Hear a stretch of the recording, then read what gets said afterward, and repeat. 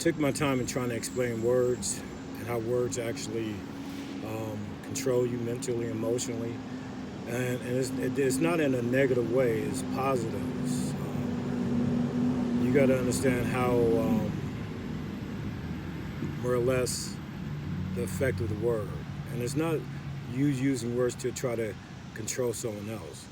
Um, don't worry about them. You don't care about a person mentally, emotionally, physically. If you don't care about yourself in that person, who you are in that person, why should you care about anything about that person? Okay, if you don't like yourself, don't deal with yourself. Don't even project your words to that person. Have nothing to do with yourself. And I guess that means you have nothing to do with that person, regardless of family or not family. You have to start caring about yourself before you can care about anyone else. And always start within yourself. So your words is about yourself. I take time to empower women, but just as well as empower a man. The woo of a woman, the fee of a female. Okay, the woo and the fee is your strength. The woo is the kryptonite to a man. The fee is the kryptonite to a male. So I try to empower you about something that's already about you that you never took no strength in. It's your woo and your fee. And your woo and your fee transcend into a lady. And that lady becomes that creature of one. She has no man in her. She has no male. She let go of them. See, a mother only can teach a female child how to be a female or a woman. Mom don't care about the little girl in you. Mom don't care about the little lady in you. She needs to make you strong. So when you don't have a man in your life, you got to be a strong woman. When you don't have a male in your life, you got to be a strong male. And the reason why your man and male is smaller than your woo and your fee is so when a man comes in your life, his man is bigger than your man. His male is bigger than your male. You connect. You connect. Before a child even comes, you connect. One man.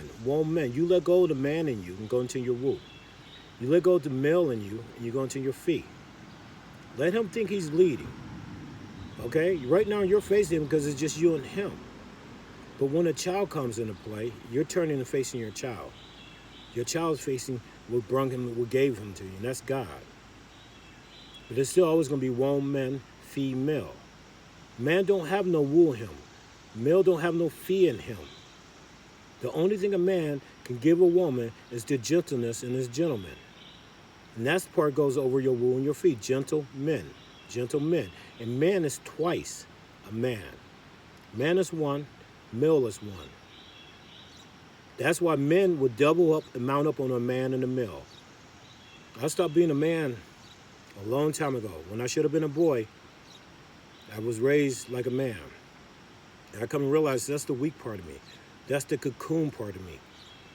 The butterfly in me is the gentleman. I get two parts, gentle men. That gentleness is what I give to the ladies. I don't deal with women. I don't like the man and a woman, and she try to be strong with me, I will crush her, mentality-wise. Her man is not bigger than mine. I will not let it be bigger than mine. Any woman man is bigger than mine, I want nothing to do with it. Or her male in her. I don't chase after a woman. That's what a woman expects. I stop being a man. Man chase after woman. Male chase after female. A lady don't want to be chased. I present myself. I let that lady see on a mental and emotional level. Then I wait for that lady to present herself.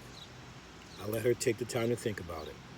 And if it doesn't come to her conscious, I would never tread on God's best friend. Okay? What's meant to be mine will be mine. What's not, it's not. And I'm okay with that. I talk myself in it. I talk myself out of it. If it was meant for me not to have it, hey, big man is always looking out for me. Father on earth and the Father of earth. I have always respected my Father of earth. And I miss my father on earth because as a foster child, I never got to know my father. I'm a man of many men. I picked the good out of them, and all the men that came in my life as a father, that babysitted me, that made me feel like I should call him a father, dad. Not because somebody told me. I was used to feel guilty about saying that. But these are the words that a foster child, we learn how to foster relationships. And they don't just belong to a foster child. We all foster relationships. Listen to the word, foster. What does that mean? You may have a friend, but you love her like a sister. That means you foster a sister relationship with her. You may have a male friend, And guess what? You love them like a brother. You foster a brother relationship. That word is very powerful. It just doesn't belong to one mentality. Foster children or a foster mom. A foster mom, she fostered a mother relationship with this child. No different than a foster father, but just as well, the child allowed himself to foster that. And it became natural because they babysitted me, they watched me, they took care of me. And it made me feel compelled to speak that word. Words are powerful. Be blessed.